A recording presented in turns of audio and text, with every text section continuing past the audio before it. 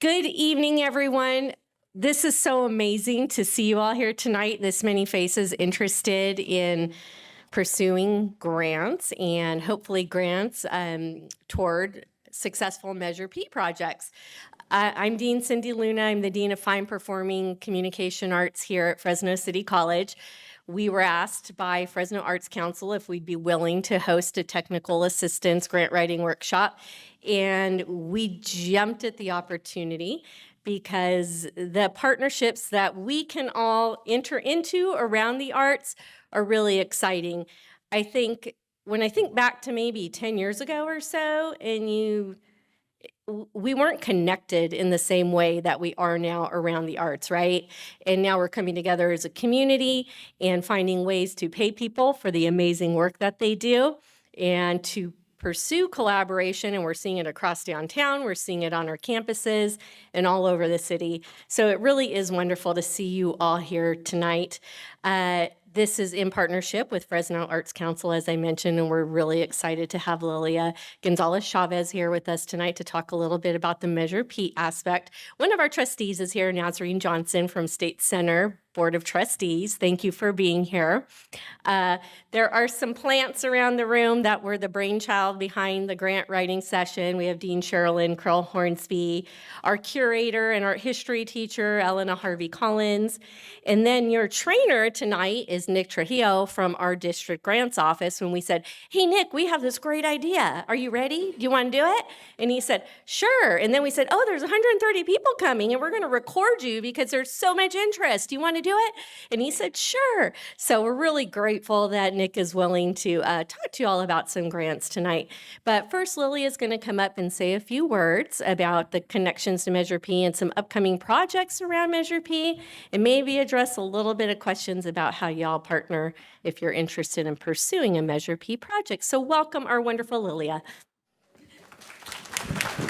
Thank you, Cindy. I really do want to thank Fresno City College and Dean Cindy Luna and Dean Sherilyn and Professor Nicholas Trujillo for agreeing to participate in this session. The Fresno Arts Council is just so excited about the opportunities that are coming our way. And I know many of you are here because you heard Measure P, and Measure P was going to be the Measure P application template would be discussed through this process. But I just want to make it very, very clear that today's workshop is a grant writing workshop. It's not a Measure P grant writing workshop. It is a grant writing workshop. So this workshop can help you write grants for any number of projects. Now, why would we do this? The Fresno Arts Council for years has recognized that there was a need for a fund for the arts.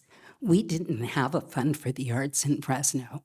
And when there are foundations or the California Arts Council or the National Endowment for the Arts, they have grant opportunities. But we in Fresno were not able to apply for some of those because you needed a match. And where were you going to get a match in Fresno? Well, now with Measure P funds, if you get a Measure P grant, you will have match funds to apply for other grants. So you'll have many more grant opportunities as a result of this process. So we really want you to think leverage. How do we make Measure P funds grow? Because Measure P alone isn't going to make this the dynamic arts community that we know we have. In order to build and grow, we're going to have to leverage these resources. Writing other grants will be very, very important. So that's why when we talked about this workshop, we said, no, We need a grant writing workshop that will teach people who for a long time, now I know many of you here are grant writing pros. So you've been doing this for a while, but I also know many of you here have not done this before. And so if you're going to be applying for Measure P or any other funds, you need to know the basics. So that's what we're here to do today, teach you the basics, how to think like a grant writer. And now it's my pleasure to introduce Professor Nicholas Trujillo, who is going to be our presenter tonight. Thank you.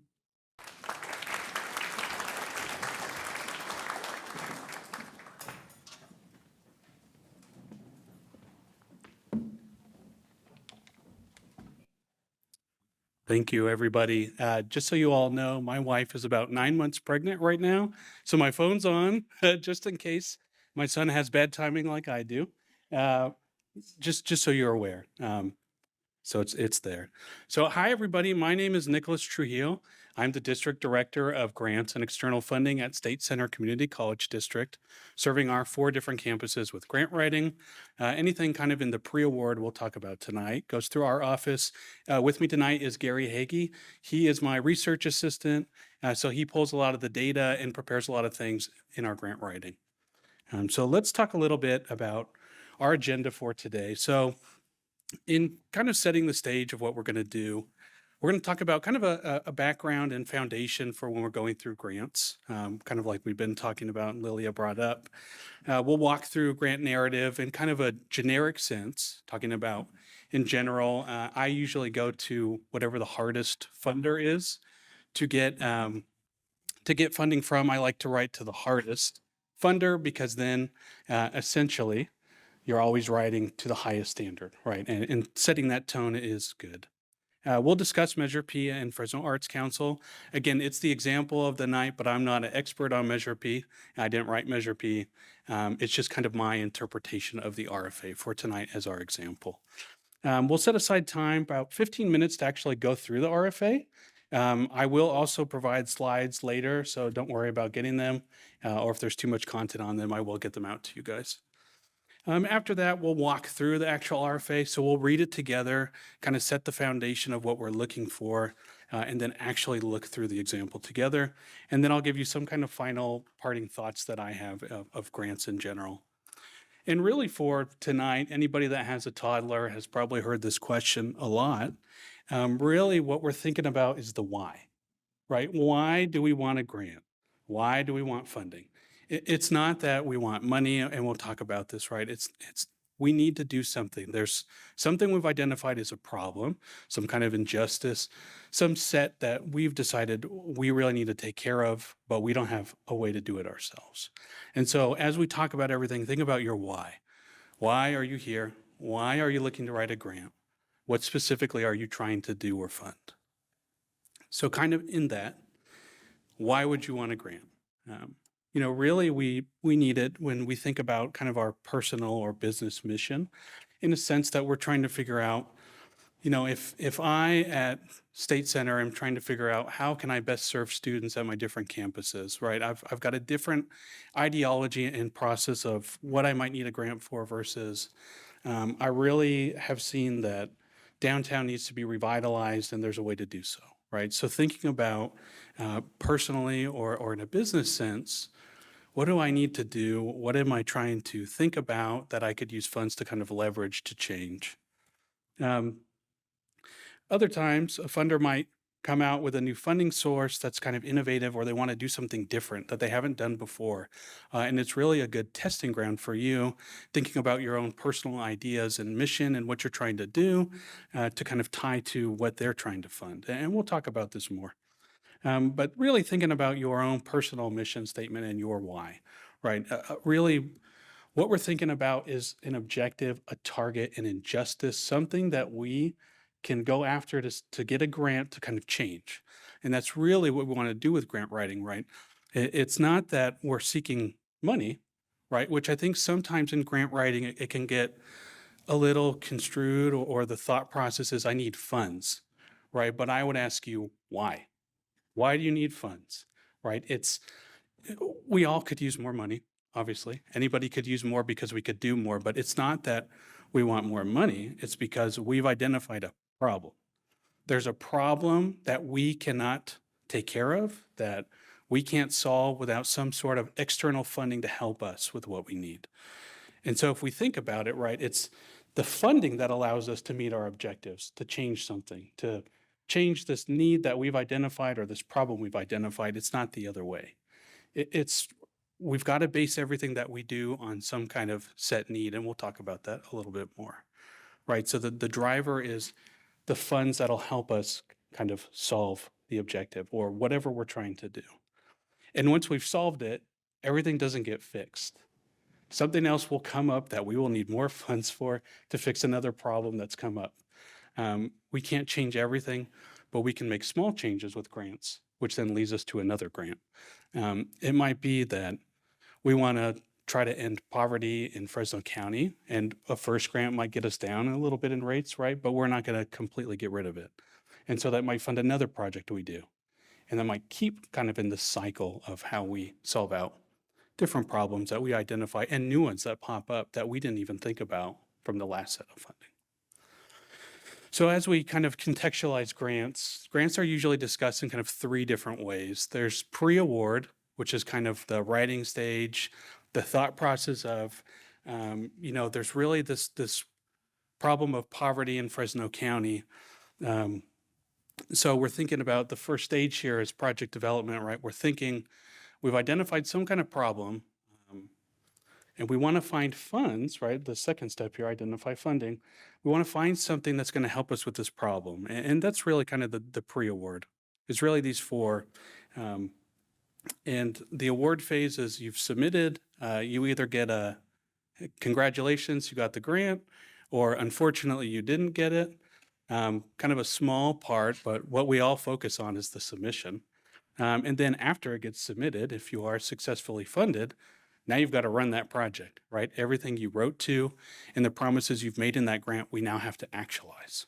So if we think about the cycle kind of split, on the right side here, we've got pre-award, everything we're doing, what we're talking about tonight, right? This writing, the thought process of what we need to identify to change, all falls here.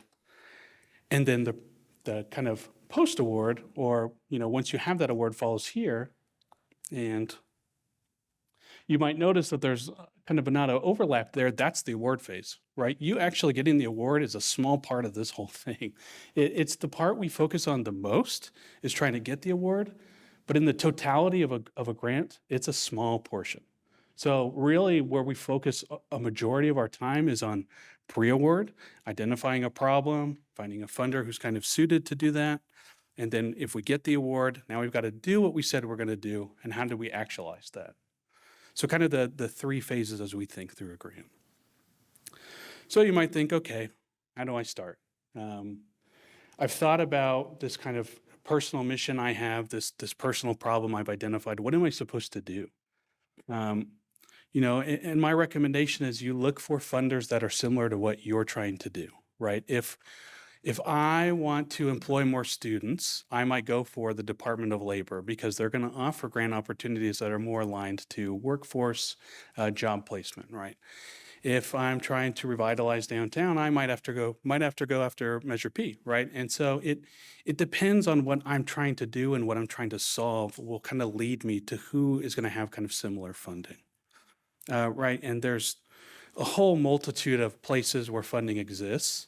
There's federal agencies, there's state agencies, and there's a lot of actually private foundations that offer out grant funds, kind of aligned to what you're thinking about, what you want to do, or what you might want to do. And so kind of a way you can go about it is you can do a Google search. You might say grants related to arts, right? And kind of see what's available. You might get specific. You might go Fresno Arts grants, right? That might lead you here. It's dependent on what you're trying to solve and what you're trying to do. Another good kind of resource is grants.gov. There's a lot of federal opportunities that maybe what you're trying to do doesn't exist locally, but there's something federally kind of going on nationwide. and then you can also look for private foundations. Those kind of pop up here and there, and they fund kind of smaller projects and different things.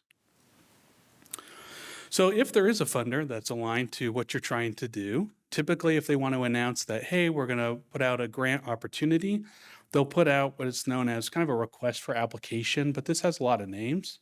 So they might call it a funding opportunity announcement or a request for proposal. In the grants world, there's lots of acronyms, so it might get referred to as an RFA, request for applications, RFP, request for proposals, but we're talking about the same thing. It's kind of the guidelines of there's funding available, here's what we're looking for as a funder for you to get these funds. So where do you start with an RFA?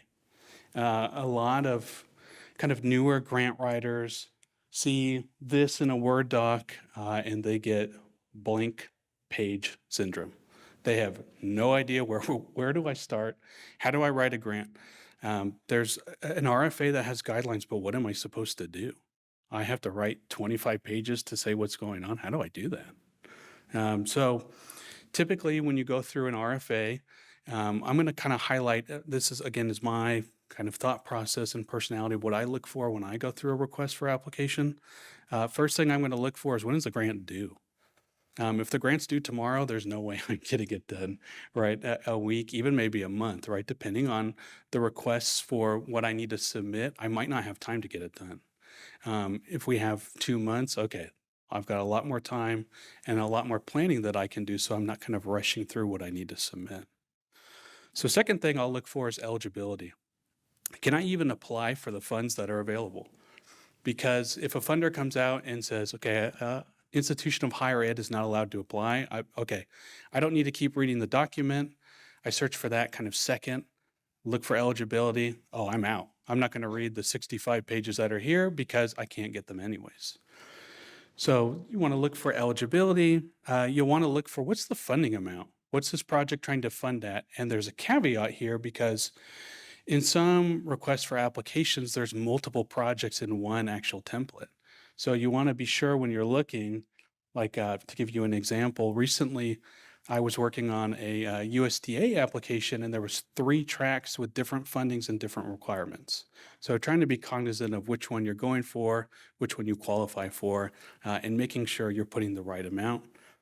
Kind of last thing is the grant period of performance. You'll want to think about, is this grant 1 year? Is this grant over 5 years? Can I accomplish what I'm trying to solve or what I'm trying to fix in the timeline that's given with the grant? Is it going to be reasonable for me to do that? Can I serve that many people, that many students, that many community members in the time that I'm given? Or do I need to find another funder that's going to give me a little bit longer of a timeline? So typically in an RFA, once we kind of open it up, there's these common documents that'll get asked for. Cover sheet and abstract, kind of the same thing here. Really, the abstract is what you do last, but it's kind of a one-pager on what your project is all about. So I say to do that last because you want to build your whole project and then quickly summarize, what it is in the abstract itself. Narrative, which is what we're going to talk about mostly tonight. Narrative is the big bulk that everybody sees, and the RFA says, okay, you've got 50 pages to make your case for why you need these funds. And some people see that and think, I didn't have to write that as a term paper in school. How am I going to write 50 pages now? And so kind of breaking it up into sections, and we'll go through what that looks like and some more tips kind of later on. Budget and budget narrative, very important. Your budget is kind of what you're asking for from the funder, right? And it should kind of go back to your need and what you're trying to do in the narrative, right? You should be asking for funds related to what you're trying to do and what you're trying to solve. And so if we think about, okay, well, let's go back to the poverty example. I want to hire students, then I'm going to need funds available in my budget that are going to cover that. So thinking of those things as they kind of work together, and we'll see that here shortly.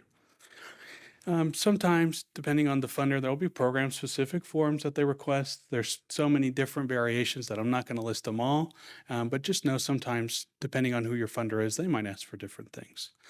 Letters of commitment or support.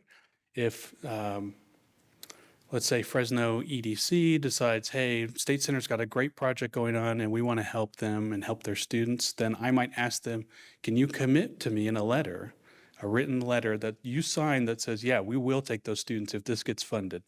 This is a great project, huge need in our county for this project. We support it, right? So the funder sees that and they say, okay, they've got more people behind them in the community from different kind of organizations that are supporting them. And kind of the last thing is staff that you talk about on your project. You want to have details about them because you might get asked for their resume or their qualifications, right? If you're claiming that, let's use a painting example. If you're claiming that you're an experienced painter, then you should have some samples or something that shows exactly how you have that qualification, right? We can make the claim, but if you're a funder, you're going to see, how do you have that experience and where does it come from? So in narrative, kind of a template of really what you see typically in a narrative section is there's a need, there's a response to the need, there's project management, budget, and evaluation. So need is kind of your why. And we're going to go through all these, so don't worry. Need is your why. Your response to your need of the problem that you've identified is the other WH questions, right? What, when, where. Your project management is who's running that project. Your budget is the how of you're going to run your project. And the evaluation is how you're going to know that you were successful and that you can demonstrate to your funder that you were successful. So let's dive into each one of those. So if we're talking about need, typically the case you want to make here really, again, is the why. You're trying to introduce and give context to the funder of what's going on. You're kind of setting the stage for the funder really, right? When you think about, I want to demonstrate a need in Fresno County.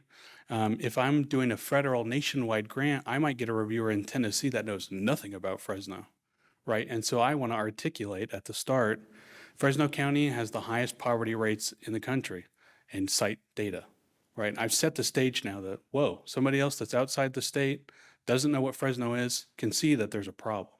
Right, I've identified what that problem is as pretty much as quick as I could, as kind of an intro to, organization or the community or the county where I am. I'm trying to give kind of context to somebody so they can see, okay, where's this project stage to kind of start and set at? So really you can think of this as your intro to somebody to show, here's the need, here's what's going on, here's who we are and kind of where we're located, right? And so kind of demonstrating that as a problem or identifying your population that you want to serve is really what you want to do here in the needs section.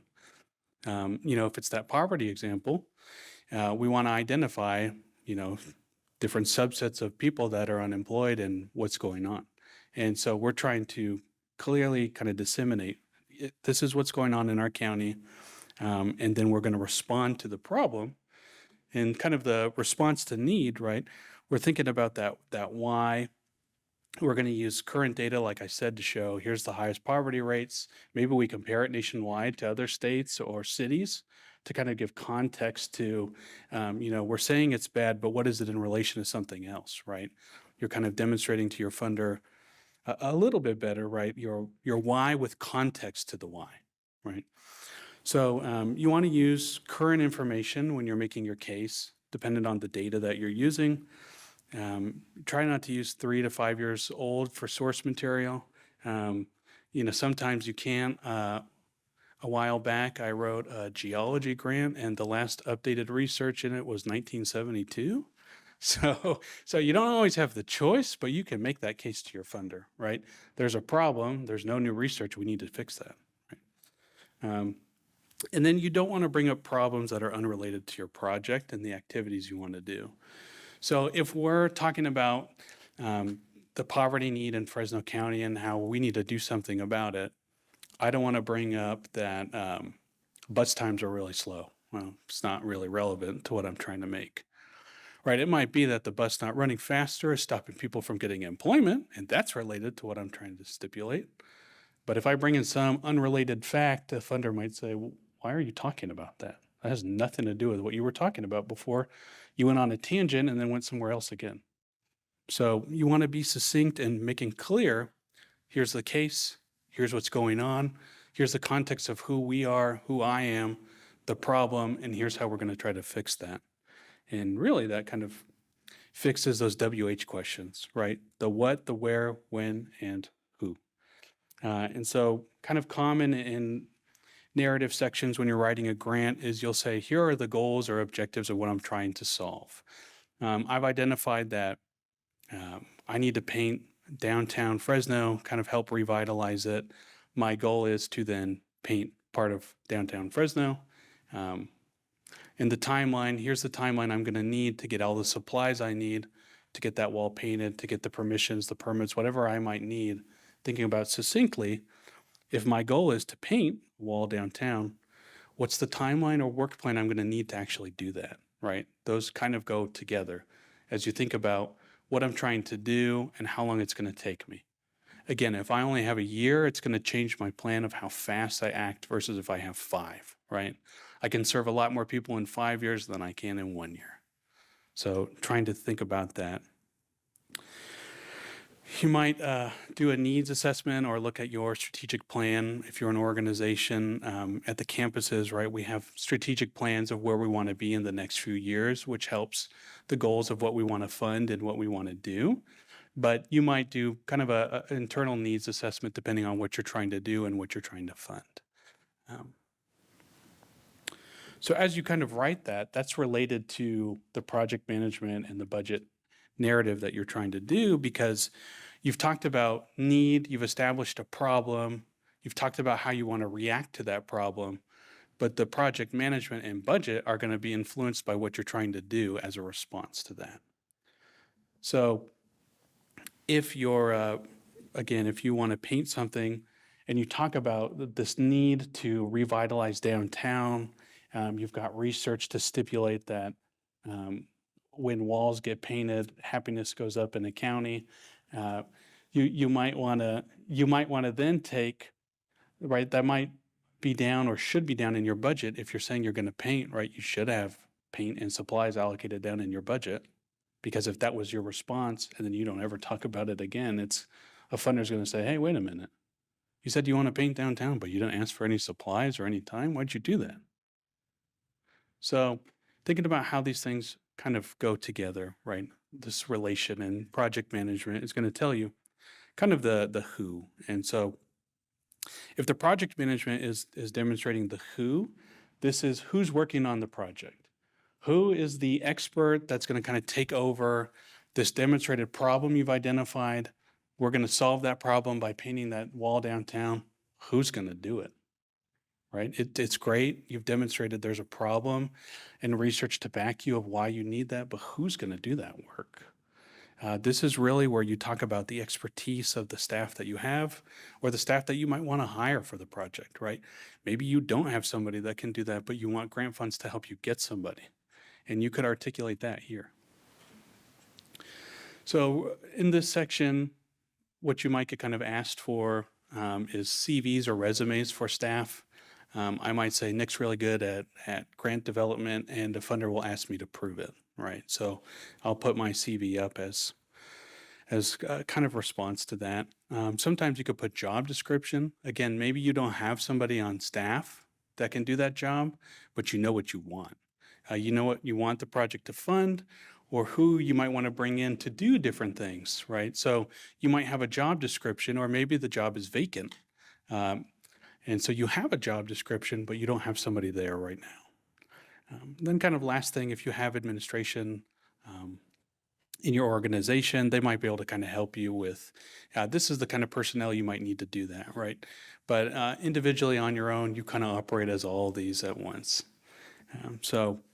Kind of feeding down into we've identified our why and what we're trying to do, and kind of feeding into how we're going to respond to the problem that we've identified, who's going to run the project, is the budget.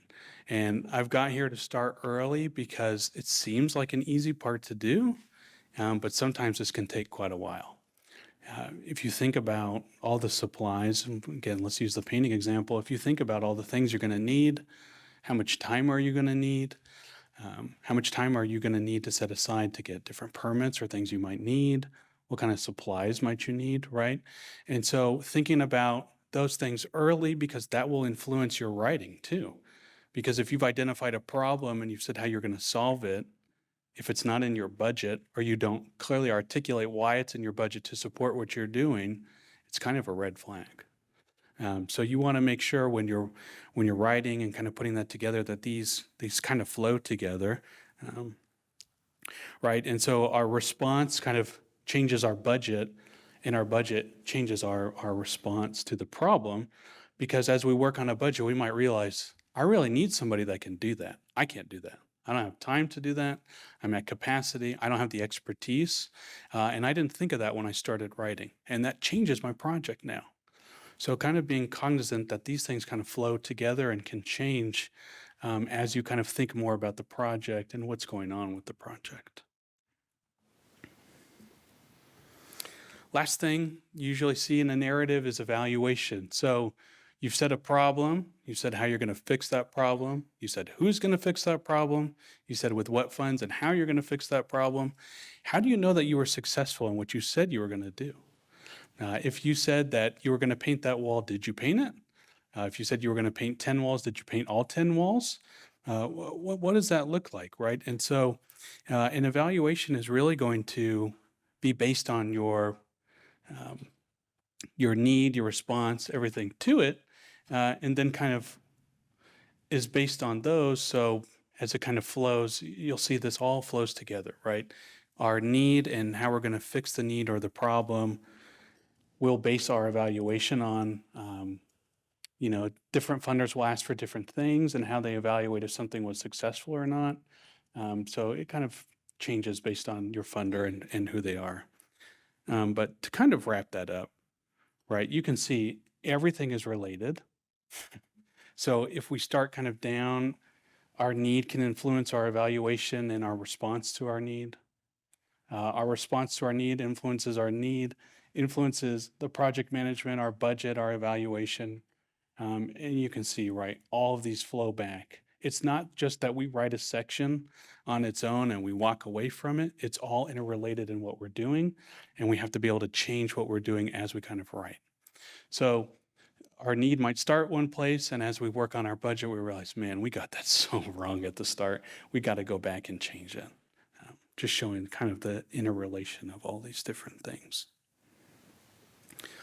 So with that kind of in mind, I think what we wanted to do today was really kind of contextualize. If we've looked at an RFA, or we have kind of this foundation of how to look at an RFA, let's apply this to Measure P. And as we think about our personal mission and what we're trying to do here today, again, this is all my interpretation of Measure P and the RFA today. I'm not an expert, didn't write it. I don't know if you're eligible, don't ask me. But I think contextualizing how I would do this, I think is best for you guys, right? Talking about grants and grant writing, I think is best to show you with an example. So what I like to do is when we have a new funder, somebody I haven't really worked with, I like to look at their mission. So what I'll do is, for Measure P here, which Fresno Arts Council is kind of running as fiscal agent and kind of handling the submittable part, what's their mission statement, right? If I'm trying to do something specifically, what's the mission statement for my funder? So here, Fresno Arts Council's mission statement is to enrich people's lives through the arts, and our purpose is to foster an arts community that recognizes and honors the contributions of its citizens in the arts, right? So if we're thinking about our personal mission and what we're trying to do, how is it aligned to that mission statement, right? What are we doing that's going to further things in the community, that's enriching people's lives, right? I'll find a piece of the mission that I can hold on to, and that's what I'll try to write parts and portions of my grant to, is the mission statement, to show that my project is not based in some ethereal place. It's based in what the funder is trying to do, and I'm also trying to do, right? So really think about how that compares, whatever your personal mission is or whatever you're trying to do. So then we've also got, in part of this Measure P RFA, we've got the Fresno Cultural Arts Plan vision statement. So the vision statement there is cultural arts in Fresno will be recognized, prioritized, inclusive, accessible, and continue to reflect, celebrate, and connect to the community. Again, when we think about funders and how things are stipulated in the RFA about what's important, these are the important things to the Fresno Arts Council, to the Cultural Arts Plan, which is this kind of conglomerate of different communities here in Fresno that got together to say what, is kind of important, and we'll touch on the actual goals of the plan, because that will kind of further what we're trying to do as we write this Measure P grant. So let's talk about the Cultural Arts Plan. There's 6 goals. These are all stipulated in the RFA. We'll look at it together in a little bit here. But we want to think about, while we're putting our project together, how we match the goals of the Cultural Arts Plan. So this first one here is grant making and community engagement. I think we've done that tonight, right? So trying to kind of stipulate out grants and expand the foundation of arts through different grants and community engagement. Second one is to stabilize, restore, and activate cultural arts organizations and assets to be stabilized, restored, and activated, right? Funds for you might stabilize and help you be afloat a little bit longer, or do something you were never able to do before, right? So thinking about what we want to do and how this is contextualized to the mission, the vision, and these goals. Third one here is education and organizational development. It's got 2 different desired outcomes here. So expanding access to a variety of arts and cultural education programs to provide educational opportunities for people of all ages. So you might think, I know I keep using painting because it's easy, but if we think about, I want to put on dance or different folklorio to come, put on kind of a dance show, I might think about who can attend, what ages, what people I want to bring to that, and that's tied to that goal and that outcome. The last thing, equip artists, cultural practitioners, and organizations with the skills and organizational resources to stabilize and expand operations. That's actualized through one of the RFAs here, right? There's a project specific, which is what we're talking about tonight, and then kind of an organizational one, right? So we can see exactly how they're trying to further the goals of the Cultural Arts Plan through Measure P.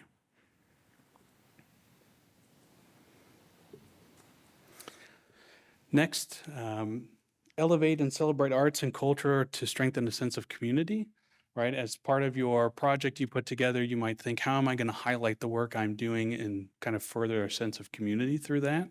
If it's kind of a performing arts, might bring a lot of people in from the county. If it's a painting, how are you going to highlight that to different portions of the community? Address barriers, innovate, and expand. Expand access to the arts and culture by eliminating barriers and investing in innovation. So here, maybe you're trying to do something that is funded Measure P wise, but maybe seems a little bit out of the box or different than other projects might be. And so here you have a kind of a strong case to do something different because you're going to the goals that are outlined here in the Cultural Arts Plan. What you want to do might not seem in line, but they're trying to do things that are innovative. And if you can make that case as you kind of fill out your application, you're still aligned with the goals. And then last one here, municipal investments and policies to support cultural arts. So establish a strong foundation of support and expand access to the arts and culture through policy planning and municipal investments.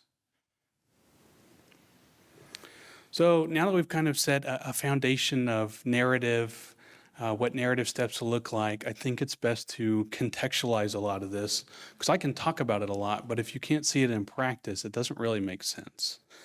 So we're going to take everything we've done so far, and we're going to look at the project-specific grant RFA for Measure P.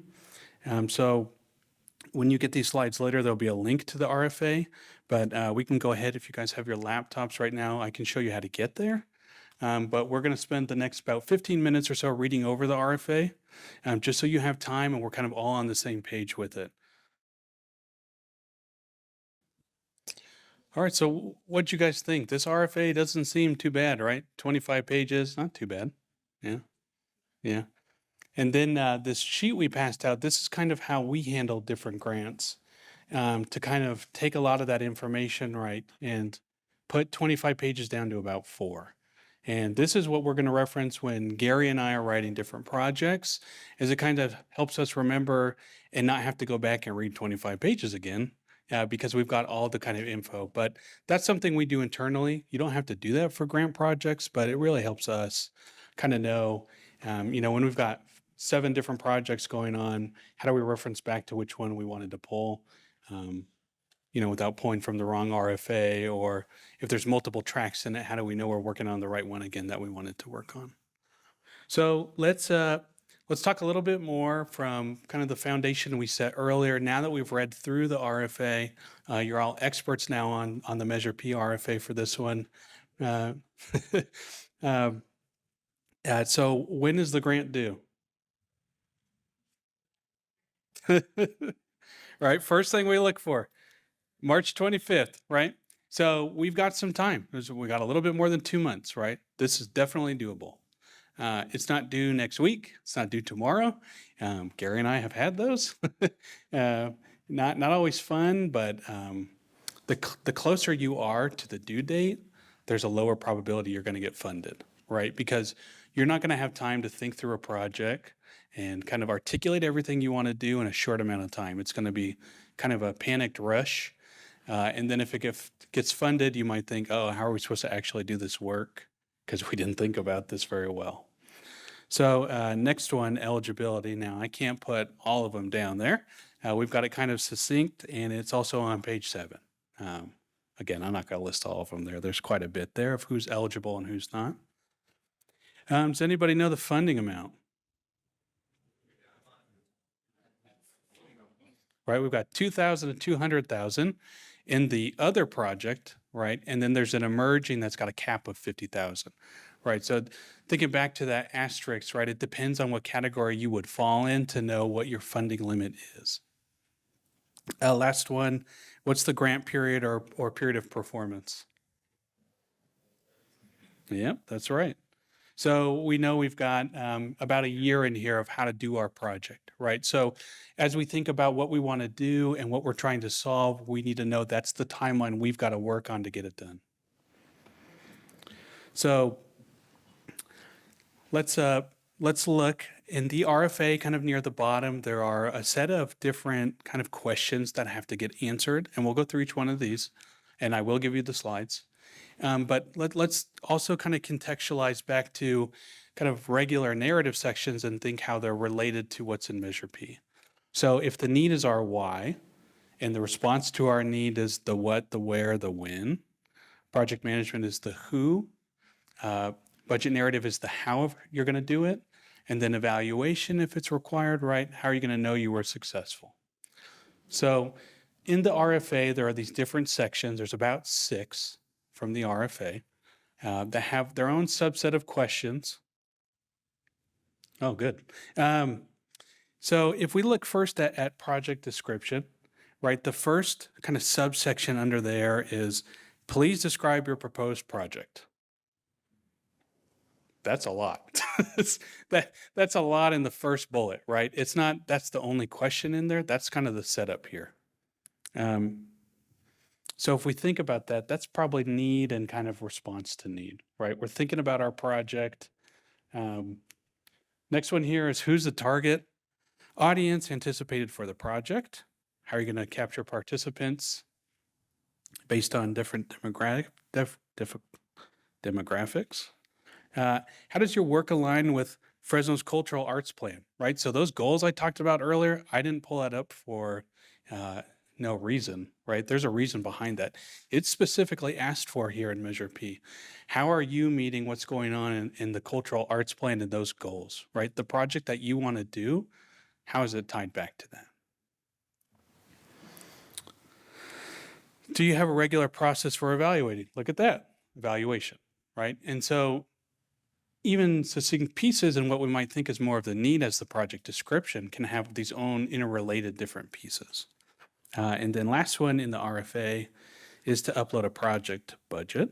There is a template if you guys go into Submittable, and I'll show you kind of a little bit about Submittable and what it looks like in comparison. You have to answer all of these things in 500 to 750 words. And if you're like me, I can start writing and they say, Nick, you've got 1 page, and I'm at 8. And I go, oh no, it's time for me to start cutting, right? how do you clearly and succinctly kind of explain all of these things, and you've got to make sure you answer all these parts in the limit that you have, right? So think about, how am I going to describe the most important parts with 750 words, right? Every word counts. So what does that look like? This grant specifically, when it gets submitted, is through submittable.com. If you guys make an account, it's pretty easy. And if you have questions about eligibility, it's really good. Last night, I tried to make an account and checked eligibility at random, and it said, "You're not eligible," and kicked me out. And I said, okay, good. This thing's working. I did it again and got it to open up, right? So if there is a question, you might be able to go on there. And if you know some of the answers to those questions, you might be able to filter yourself out or in, right? And it's free to make an account on Submittable, super easy. And that's in the RFA, how to get there and what to do. So what it looks like is we've got all these questions, right? In Submittable, the way it's going to look is there's a text box. It's got project description, same thing, and those same exact questions I just listed, right? And so you can use that as kind of a template of how you're going to answer, and you want to make sure you've answered every part as you go through this, right? And it tells you your limit there too, which is nice. You want to know where you're at. So in Submittable, this is what you're going to see. A lot of these questions are a text box like this, an upload here. Very easy and very clear what's being asked for you in the boxes. The next section that's in there is the programming. So what are the primary activities of the organization? Describe the major programs open to the public. Describe key exhibitors or presenters, artists, and other collaborators. This is moving back into the who of the project, right? This is where you're demonstrating kind of who's key staff or who's going to be key staff on these projects. Identify how you include individual artists in your work. Describe the process the organization employs to select or create artistic programming. And then if the arts and culture are not the mission of the organization, describe your arts and cultural programming and describe how it fits within your larger organizational work. So here again, we're back to mission, right? We're back to vision. Again, I didn't bring it up because I thought it was fun. It's tied to what's being asked of you, right? And so if you're thinking of that at the onset, these questions are a lot easier to answer when they come up. And again, you've got 750 words to make that case. Every word counts. Next section is cultural equity and inclusion statements. Does the organization have an equity statement or other formalized diversity, equity, and inclusion efforts? If so, please upload any relevant documentation. Great thing about Submittable is it tells you all the files that are allowable and the extensions that are allowable. So if you want to upload a PDF, you'll be able to see PDFs are accepted. If you want to upload a different kind of music file as an example of work you do, that gets accepted down in another spot. So you can see exactly what's going to be requested or what you need to submit in those relevant documents. What are the organization's perceived needs or plans for increasing diversity in board, staff, programming, and audiences over the next year?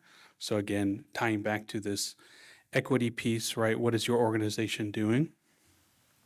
And then what barriers, if any, are you removing to make that possible, right? And then they give you an example, because without the context, how would you know what a barrier is or what they intended that to mean, right? So you get context to how to answer that question here. And again, 750 words, right? So every word's going to count. The next section in the RFA and in Submittable, right, because these run in tandem and they look exactly the same, is organizational challenges. So what do you identify as your greatest challenge, right? Back to the need and response to need. If you're thinking about a project, what's going to stop you from being successful, right? That's what this question is getting at. What's going to stop your project from not being successful? You want to identify it now so you can say, if this happens, here's what we're going to do, right? Because that's the next step. Are you going to address that problem? If you know that it might take me time to get the supplies, are you going to order them early?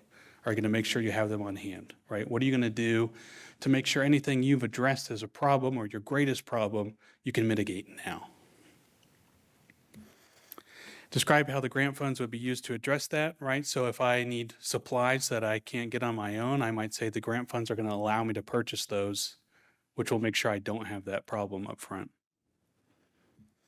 Then what do you perceive as barriers to your organization, increasing access in arts to culture, right? So thinking about contextually all these things, and remember they've defined for you what barriers are earlier, right? What do you perceive is going to stop you or cause a problem for you or your organization? Again, all in 750 words. Next section is proposed impact and outcomes. So what work is the organization most proud of? If you're partnering, I know there's one that's kind of partnering with another subset organization. Again, I didn't write Measure P, so I don't know. This is my interpretation, right? But you want to talk about the person you're partnering with here. You as an individual is not an organization. So you want to talk about, the person you're partnering with. What are they most proud of? The kind of envision you have for the project. And then how you're going to measure the impact, right? We're talking about that evaluation section again. If we're going to put on a visual arts and performing show, how do we know how that impacted the community? How many people attended, right? How are we going to think about how we actually impacted with what we said we were going to do? Again, in 750 words. Then we've got governance and admin structure. So this one is, kind of organization based, has got more about kind of the board and the organization overall. So they'll ask you for a board roster, which has got names, occupations if known, right? Because they want to know, is there conflict, anything that might be perceived as a conflict with your board or what you're trying to do. And then describe your administrative structure, right? If you're a business, you've got a certain structure that your administration works in, you want to kind of describe that as best as you can. And then talking about different staff, their roles, their titles, and the duties that they do. And then anyone that you've listed as kind of a key staff member, they want a brief bio, right? So thinking back to sometimes funders ask for CVs and resumes, you've got to very distinctly describe what the bio is of somebody, right? In a few words, because again, you've got 750. You want to describe how somebody is an expert as kind of succinctly as you can. But you want to make sure you answer everything that's structured in here. So as we kind of move out of that RFA, I think some kind of general tips I might leave you with is when you're going through and there's a section with different questions, you want to allocate your time and how you respond based on the rubric. Because I've seen before where somebody working on a grant spends all their time on the needs section, and in the rubric, it's 5% of the total score that they're going to get. And they spent weeks on it. And the project management section they forgot about is 35. So you want to know. So with Measure P, there's an actual stipulated score and rubric in the RFA, right? This helps you know what's the most important for you to spend most of your time on. If programming is 30%, I want to make sure my answer there is good, right? Because it's going to have the heaviest weight. That kind of helps you in thinking about, as you move through these, what are you going to spend the most time on and make sure you have answered. And that's not to say you skip the ones that are 10%, but you can spend a little bit less time there if you have to. But you guys are 2 months ahead, so you won't have to. So just a few more tips. Create a submittable login. Again, it's free. It doesn't cost you anything. It's a really good way to check eligibility, like I mentioned, but then also you can see all those questions in the text box. So kind of nice to see it all in one kind of spot, and you can work in submittable. It'll save what you're typing in there. I'll talk about another tip I have based on that, but you want to work on your narrative and your budget together. So typically when we're writing a grant, we'll start conversations about what we're trying to do and what we're trying to solve, and then immediately include our budget techs and budget specialists, because they're going to help us know, okay, we want to help students. We think we're going to need 2 staff members, and then they'll kind of generate out numbers. Okay, well, if that happens, your whole budget's gone already. Okay, well, we need to rethink how we can do this then. How do we shift and kind of change resources? And as we kind of move through, it's going to change what we're doing in the actual project itself. Right? So they kind of feed in each other, and they're both very important. Next thing, this one's personal recommendation. I don't like online submissions, so I always take everything out. And what I mean by that is for submittable, like this project, I would make a Google Doc or a Word doc, whatever you're comfortable with, and put the questions as kind of their own with those sub questions underneath and then your word limit. I like to do that because I don't have to worry. I've had times where submittables crashed and didn't save what I was doing, right? So if you've got it in a Word doc, it's saved in a spot, you can take it and kind of copy and paste it over into submittable when you're ready. It also lets you work kind of online at the same time as other people. So we like to use that in the office because it'll stop Gary from overwriting what I'm writing and vice versa, right? So we can work together in real time and not step on each other's toes about who's trying to cover what section. And then, like I kind of said, make sure you answer every question in a section. If it's got 5 sub-questions, make sure you've answered every single one. You don't want to miss out on the opportunity to get more points because you forgot one of the pieces, or you didn't put as much weight because there were so many, right? It's very hard to do, and I think kind of the hardest part for us is cutting down when we have a word limit like this one. But making sure we answer everything. I think that's kind of the hardest part of what you have to do. But make sure you answer everything. If you have time, if time allows you to, have somebody outside of the project read the proposal. What they'll be able to do is kind of see, does this make sense to somebody who's not working on it, right? I could spend 40 hours on a project and I know everything about it because I'm writing it. But if somebody reads it and they say, man, this doesn't make any sense. You started at A and you jumped over to X and then back to B. Why'd you do that? Oh, okay. I didn't even think of that because I'm so ingrained in what I'm doing, right? So have somebody outside of the project if you can, right? Sometimes it's hard to do. But if you have somebody outside, they'll give you a perspective that your reviewer is going to have, right? Because your reviewer is not in the mindset of you as you write it. They're kind of this third party looking to make sure you answered everything clearly and succinctly. And kind of a last one here is I like to make a checklist of things that I have to submit. Again, this can change by funder of the things you'll have to submit at the end. But if you make your own checklist, kind of like we made our own little RFA, you'll know that you've got everything you need. Now, submittable is great for this, for Measure P specifically. It won't let you submit if you miss something. It'll put it as required. But in optional, it won't put anything, right? So you'll want to make sure that if I'm going to put examples of my work, that I've got kind of a note to myself somewhere in a checklist that I did upload that, and then double check it too.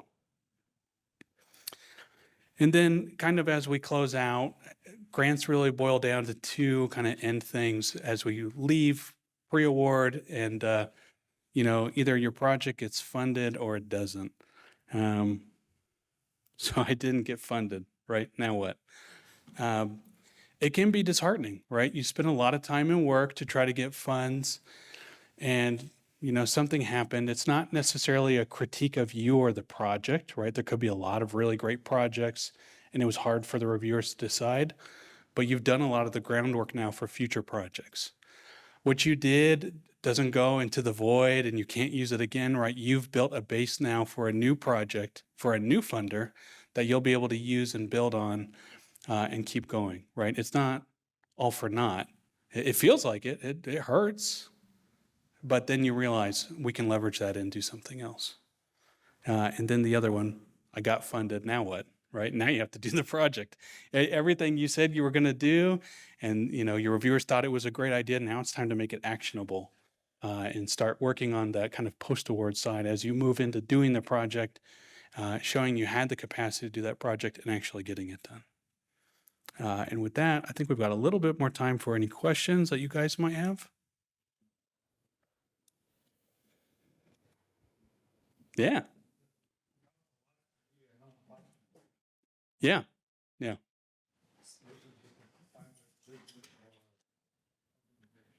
Right. Yeah.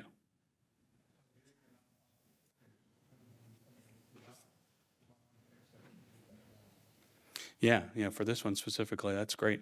Yeah.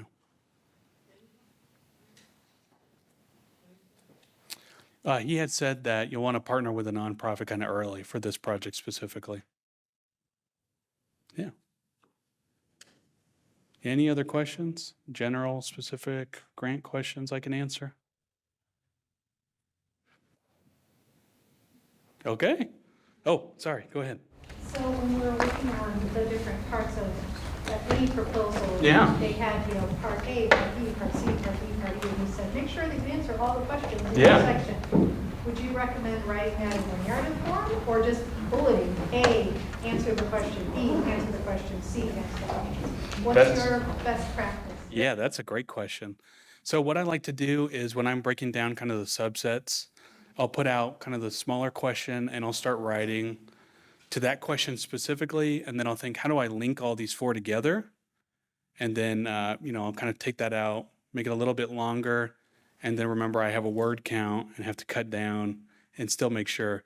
I think what's hard in narrative when you're filling them out is that limit, right? When you have 25, 50 pages to work with it, then yeah, absolutely, right? Your reviewer has to look through a lot of these, and if you can point and say, here's question A and here's my answer, easy for them to grade, right? Yeah, you absolutely answered it. If I hide it in the narrative, they have to go hunting. They're already reviewing sometimes 15, 20 proposals at a time. So they might just kind of, I don't think you answered it, right? So Smaller grants, it's probably better to have it in narrative, but if it's going to be a larger one, then you know. yeah, so on this one, because the word count's so small, I wouldn't, right? I wouldn't eat up the word count with, the bullets for it. Yeah, right, exactly, right? I would just make sure if I'm reading through the narrative pieces that I did answer every single one as I go through it. Yeah, absolutely. Okay, yeah, please. As grant writers, you don't have a designated grant writer on staff. Yeah. The general rule of thumb of like how much time versus how much money you're going for, so you should spend money for application. That's a great question. So I came from another institution where there was really only two of us as grant writers. And even if there was one project that took us 85 hours to write and it was $2,000. Yeah. But we had a really demonstrated need, and every time we submitted a bigger project that was related, 500, $500,000, 3, 4 million, we couldn't get it funded. And so we used smaller projects like that as kind of a test case to show there's a demonstrated need and problem. And with a smaller project, I can show you, look, we can start fixing things as the basis then to go for a bigger project, right? And so I know that doesn't answer your question specifically. I think that that's your individual call. I think ones that are smaller, that if I'm doing on my own, it's 80 pages and, it's 100,000, maybe not, right? I think it depends on what you're trying to solve. And if the funder is going to, meet that need that you have and you're meeting the need that they have, I think amounts shouldn't be the driver, right? But that's hard to say. It's easy for me to say, right? I'm not the one having to write it or do anything. But I think for me, if I have time and ability, I'll go after anything, no matter the amount. Because that's not really my concern. It's what I can do for my students or my community, right? I know that doesn't answer it. I wish I had a little formula I could spit out and say, oh yeah, if it's less than 20,000, don't go after it. But, I think it's based on what you need. Yeah. Yeah, please. If we have received the 501c3 letters but not the state approval back yet, should we get a fiscal sponsor? Would you recommend that? Or? That's a great question to take to one of those sessions, because I don't know. Yeah, sorry. Yeah, but that's a really good question asked there. So I think they're going to have 3 sessions. Yeah. So save those questions up there. Anything else? Yeah, please. I know you mentioned submittable a couple of times. Yeah. So I was just wondering if you could You want to see it? what that is. And Yeah, you want to see it? Yeah. Okay. Good question. So in the RFA, to actually submit this grant, right, different grants will want things submitted in different spots. This grant specifically is using Submittable, which is like an online platform for grant submission, really user-friendly. Let's see if I still have it open. Yeah, I do. So you'll make an account. You'll go through some eligibility questions. I already answered those, so you won't see those. But it's this FresnoArtsCouncil.submittable.com, and that's in the RFA. You can click it and get in there. But essentially, you know, it's got a lot of information about eligibility here at the top, right? And you already had to go through these questions to determine if you were eligible or not. Then some information about the project itself, kind of like what's in the RFA. And then it'll ask you for information about you as the applicant, right? I didn't fill out any of this because we're not going to submit one. We're an institution of higher ed, so we don't qualify. But as you look through, there are sections here, right, that'll ask you what describes your organization, where are you out in the council district, the discipline that describes your project, organizational mission, right? These things I've been talking about, a contact for the grant itself. But as you keep going down, right, they'll ask you financials about the project to know where you should be or shouldn't be based on the emerging. Here's where you'll see the narrative questions, right? So the things I've been talking about, they come up here, and there's a text box that tells you, here's your limit, right? And this project description, here's the things that you need to answer. And as you can see, when it has a section, like this one says, oh, it's optional if you want to show us your planning documents and then the acceptable file types, right? So you're allowed to submit if you try to put in a Word doc here, it won't take it, right? Submittable is really nice. There's some pretty old antiquated grant submission platforms, but this one's really user-friendly. You know, it'll put asterisks for everything that's required too. So it's hard to make a mistake on this site, but you can access it through the RFA, and it's pretty much everything you already saw in the RFA, just in a spot where you could write your response and then you'll submit it. This goes to Fresno Art Council when you're done. Right? So again, it's just everything I had talked about and then specific files and things they might want. And they'll tell you exactly what they're looking for, if it's optional, and what they accept. Super easy format. Yeah, please. This might be a very simple question. Yeah. But I would like for you to clarify the word count. When they say word count, Yeah. using the characters, symbols, and everything in that number, because I normally use like a Google Doc and Right. go over and say. Yeah, I have to correct too. Yeah, right. Yes. So I just want to know, is it actually 750 words, or are they adding characters, symbols, and punctuation? So let's start typing. I'm putting a bunch of spaces right now. It's not counting that.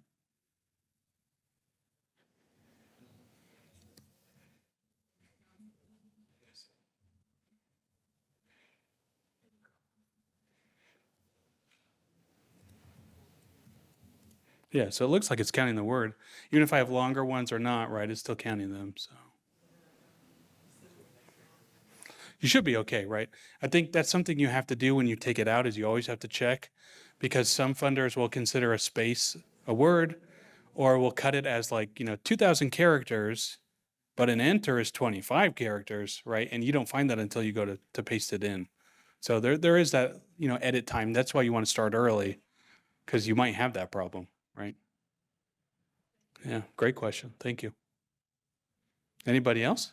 Yeah, please. Do you have any strategies to fit within the word limit if you're over? How to kind of bring that down and cut that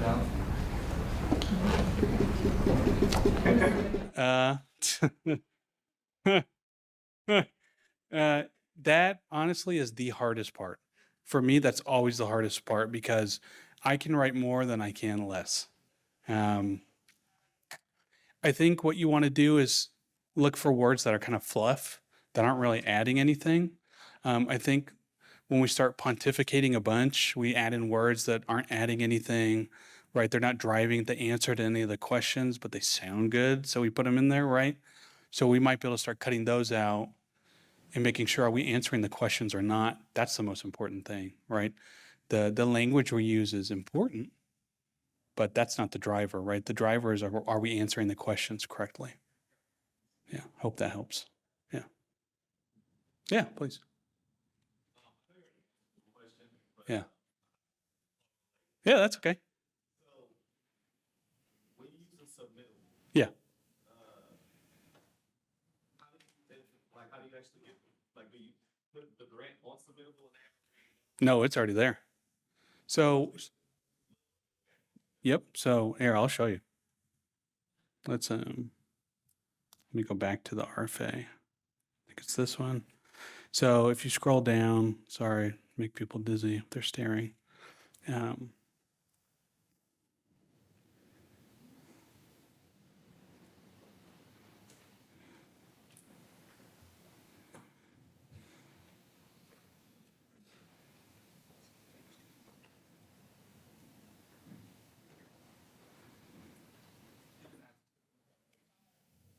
Right here, right? So on page 16, click on the link. It might just automatically log me in because I am logged in. But even if you don't have a login, it takes you to this page and it's got all the different options here. So it's very easy to see, and then you'll go down and find expanded access, project specific. And it might say, hey, you need a submittable account, so you'll make one. Because that might have happened to me yesterday. You'll make an account and then go back to that Fresno Arts Council.submittable.com link, and it'll pop these up. And then what you'll say is you'll click on this one here, apply now. And it'll start asking you questions of eligibility. This is asking about us at State Center, so save the address. They ask for a UEI, which is like a unique identifier code that comes from the federal government. And then here's the eligibility, right? So you'll be able to tell if you're eligible or not based on these questions. This is where I got myself out on accident because I clicked, yeah, I'm a higher ed institution, and it kicked me out. So it works really well. You'll do it and it'll tell you, yeah, you're good to go, or no, you can't apply for these funds. You're not eligible. No. It's very recent. A lot of them are on grants.gov and some other sites. Yeah. Yeah, please. Yeah. Yeah, you definitely can. So it's a great question because if you open it again, it'll say, you're not eligible. You can't apply. So what you want to do is up at the top, it's one of these. So I might click on the wrong one. Yeah, it's not profile. It might be here in submissions. And then there'll be a draft. And because I started another one, there's two here, but you would see yours and you'd be able to hit that delete button on the right side. And it'll take it out and then you can apply again. Make sure you check the right stuff and then it should let you through. So if I delete it, it'll ask me for confirmation and then I can apply again. Any other questions? Yeah, please. I may have missed this also. What does that look like, the partnering with, so if I'm an individual partnering with an organization, what does that mean? That's yeah, no, that's right. Right. That's part of the RFA. Yeah, this is a good question for one of the breakout sessions, but what I would kind of say is you'll want to find somebody that's aligned to what you're doing. If that's a nonprofit here in town, somebody kind of a NGO, they get called, non-governmental organization, nonprofit, that does kind of similar work that you're trying to further or do in the city, and kind of tell them about the opportunity, see how it fits to their mission or vision. You might even look it up because a lot of them will have it online, and you can say, hey, this project I want to do for the city is aligned to what you're trying to do for the city, and kind of get a meeting that way or email somebody. That's what I would do if I was doing the project.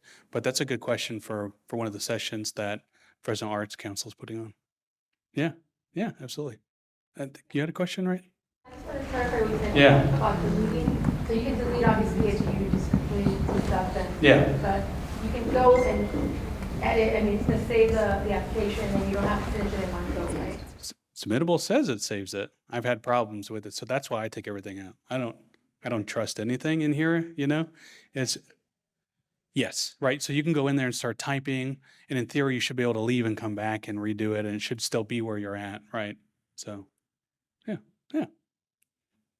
Any other questions? Yeah, please. I see that the session's being recorded. Yeah. For the school, or is that the Fresno Arts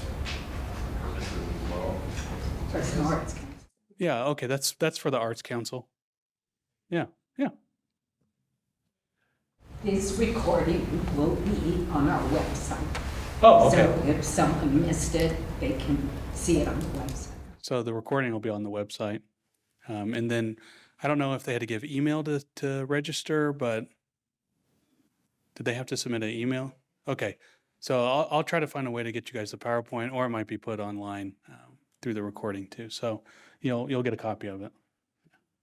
Yeah, please. If grant writing is something that you're just kind of starting out at, where would you recommend that you get started? Like kind of in general? Yeah, generally speaking.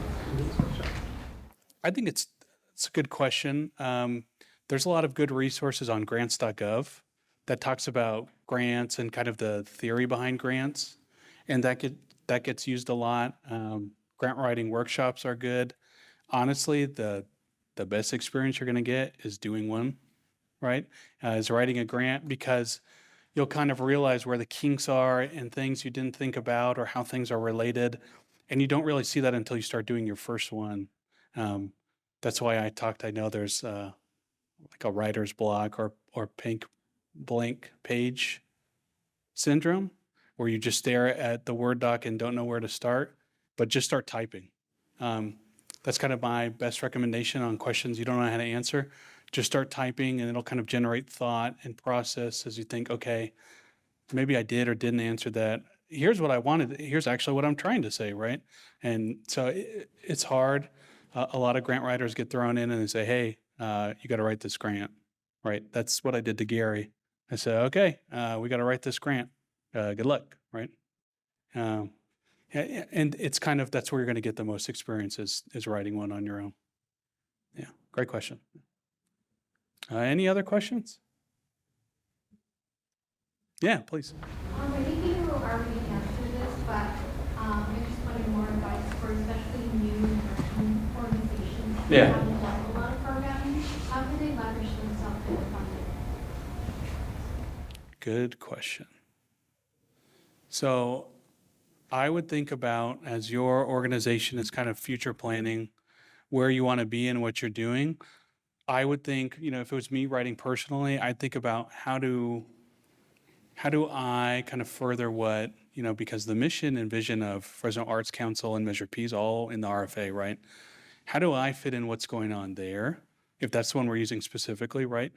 If I want to go after a different funder, I need to think about what am I trying to do now and in the future. I think that would kind of help me set where I would want to go. Does that answer? Okay. Yeah. Anybody else?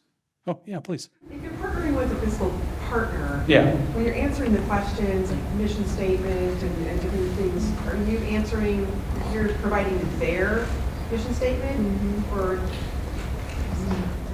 No, that's a good question. I had the same question when reading through the RFA.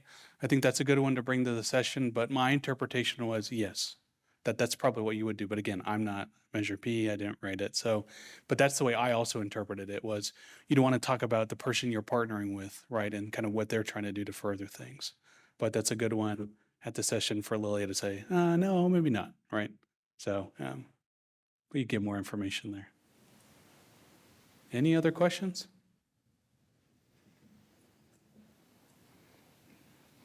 All right. Well, thank you, everybody. Appreciate it.